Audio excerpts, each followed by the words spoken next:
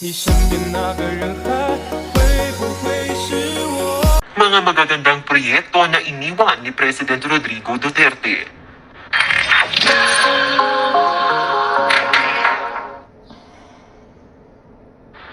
Top 10, pagbuwag ng mga oligarko sa Pilipinas.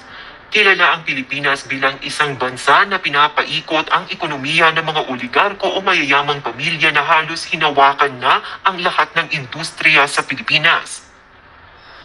Isa sa pinakamalaking pagbuwag sa Administrasyong Duterte ang pagpapasara sa ABS-CBN na pag-aari ng mga Lopez na kilalang angkan sa bansa. Na-expire ang prangkisa ng ABS-CBN noong May 4, 2020. After a year, bumagsak ang marketing value ng dating kinikilalang largest broadcasting station sa bansa from 56% from 13.54 billion pesos noong May 2019, sumadsad ito sa 6 na bilyon noong 2020. Maliban sa mga Lopez, sinampulan na rin ni Duterte ang mga Ayala, Ongpin at Panghilinan. Pinatawa ng sanksyon ng Pangulo ang mga Ayala at Panghilinan dahil sa tila abusadong pamamalakad nito ng Maynilad at Manila Water. Ito ang dalawang kumpanya na nag-ooperate ng water utility sa Metro Manila. Maliban sa tubig, nasampulan rin sila dahil sa hindi magandang pagpapatakbo ng telcos sa bansa. Nagawang makipagkasundo ng Ayala at Panghilinan sa Pangulo at naging supporter ito ng mga adhikain ni Duterte. Kaya bago magtapos ang kanyang termino, humingi ng paumanhin si PRRD sa mga Ayala at kay Manny Panghilinan. Sa panahon ni Duterte, tumiklop ang mga mayayamang pamilya ng Pilipinas.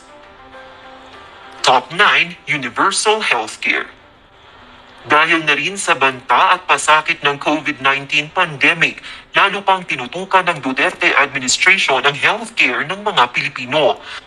Parte ng Duterte legacy ay ang pagsasabatas ng two landmark laws, ang Universal Healthcare Act at ang Malasakit Center Act. Ayon sa pahayag ni Health Secretary Francisco Duque III, maraming reforma na naisagawa sa panahong Administrasyong Duterte pagdating sa healthcare ng mga Pilipino at mas naging people-centered ito. Ayon nga sa pahayag ni Secretary Duque, the response to the COVID-19 pandemic even expedited several UHC-related initiatives, and these initiatives further strengthened the integration of our local health systems into province-wide and city-wide health systems. The reforms we have set are paving the way to improve the health system in the Philippines, placing everyone and Juana at the center of it all.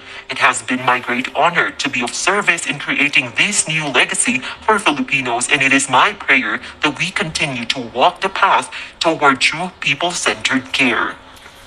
Dahil na rin sa Universal Healthcare Act, pinag-igting ng Pangulo ang libreng COVID-19 vaccine sa bawat Pilipino para na rin labanan ang nakamamatay na virus. Top 8, Red Tape Reduction. Notorious ang pagiging mabagal ng Pilipinas pagdating sa pagpuproseso ng mga government documents. Madalas sa tuwing kukuha ng iisang requirement, nagsasanga-sanga pa at hindi matapos-tapos na bayarin. Dahil na rin sa red tape procedures at bureaucracia sa bansa, pag-upo ni Pangulong Duterte, isa ito sa kanyang tinutukan. Binuo ng Pangulo ang Anti-Red Tape Commission para padaliin ang buhay ng mga Pilipino at lalong iksian ang proseso ng mga dokumentong kinukuha sa bawat ahensya at lokal na pamahalaan. Top 7, Independent Foreign Policy. Kung pagbabatayan ang kasaysayan ng Pilipinas, nakaangkla ang patakaran ng mga Pilipino sa batas ng Amerika. Maging foreign policy ng bansa ay tila nakakabit rin sa relasyon ng Pilipinas sa USA. Pero pag-upo ni Pangulong Duterte, nanindigan ito na isang bansa ang Pilipinas na may sariling independent policy.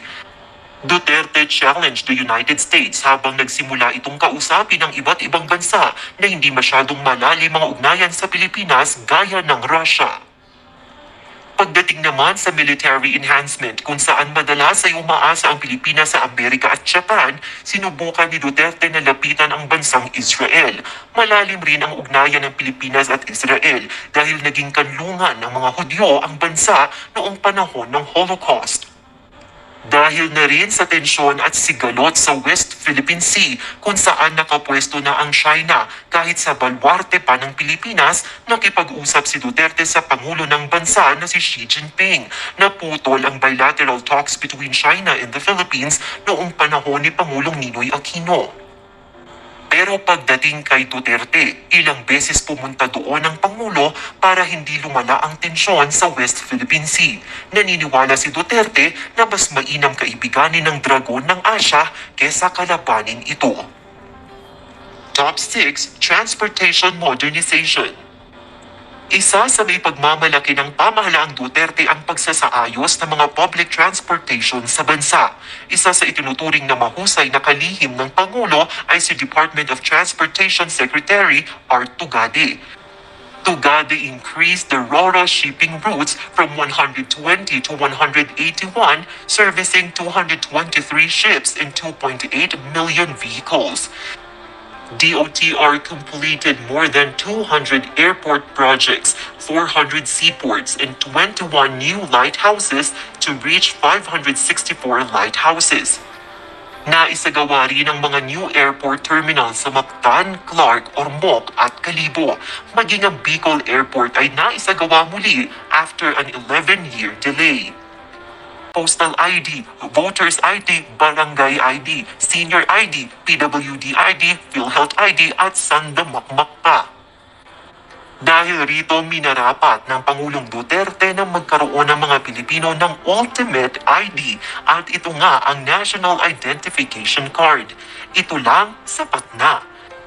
Nilagdaan ni Pangulong Rodrigo Duterte ang Executive Order 162 na nag-uutos na tanggapin ang Philippine o National ID bilang sapat na katibayan ng pagkakakilanlan at edad ng isang tao sa lahat ng transaksyon sa bansa upang mas mapabilis ang pagbibigay ng serbisyo, mapalakas ang financial inclusion at mapadali ang paggawa ng negosyo.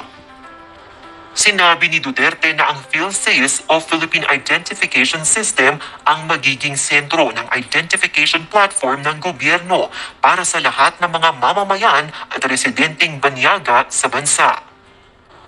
Nakapaloob din ito sa Republic Act No. 11055 o ang Philippine Identification System Act kung saan ang record ng isang mamamayan sa PhilSys ay ikukonsiderang sapat na ang patunay ng identity at edad ng isang individual.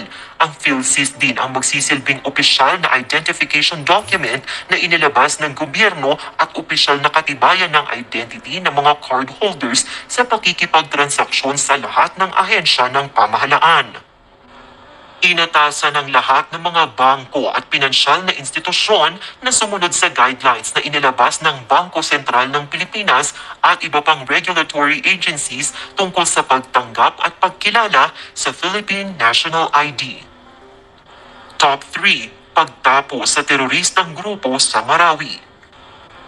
Taong 2017 nang magimbalang Mindanao dahil sa pagsakop ng mga pinagsanib na puwersa ng mga terorista sa lugar ng Marawi. Kabilang rito ang Islamic State, Mauti Group at Abu Sayyaf. 5 buwan nakipagbakbakan ng mga militar laban sa mga terorista at ito ang kinikilalang longest urban battle in the history of modern Philippines. Sa ika-154 na araw ng bakbakan, tuluyan ng nasupil ang mga teroristang 5 buwang naghasik ng karahasan sa lungsod ng Marawi. October 17, 2017, naideklara ni Pangulong Duterte na tapos na ang bakbakan sa Marawi matapos mapatay ang 2 pasimuno ng sigalot sa Marawi na sina Omer Maute at Isnilon Hapilon. Nasa 920 na terorista ang napatay ng militar. Matapos maging malaya ang Marawi sa kamay ng mga terorista, pinag-igting muna ni Pangulong Duterte ang batas militar sa lugar para na rin sa kaligtasan ng mga lokal na residente sa Marawi.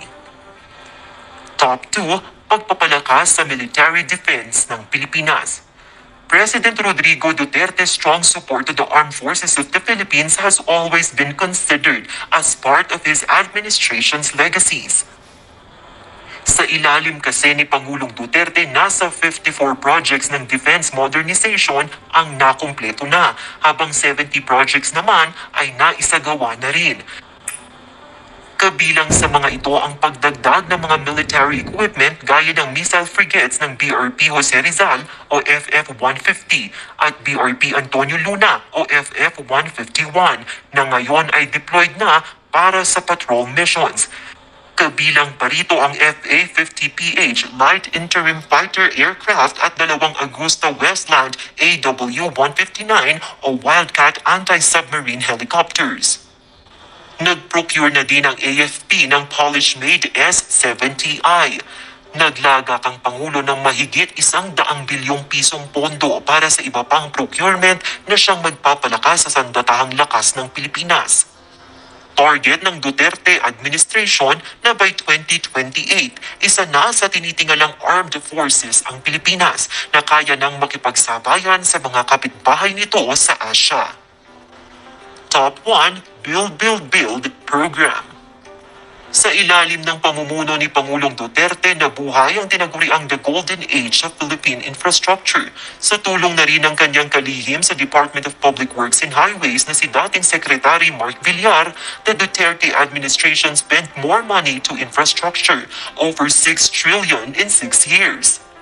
Nakapagtayo ang DPWH ng 145,000 classrooms, 2,000 school buildings, over 5,000 bridges, at 26,500 kilometers of roads, access roads, expressways, at tollways.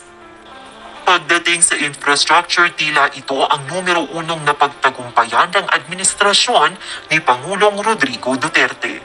O mga ka-showbiz peeps, na gustuhan niyo ba ating paksa sa araw na ito? Type your comments below. 现在的我，现在还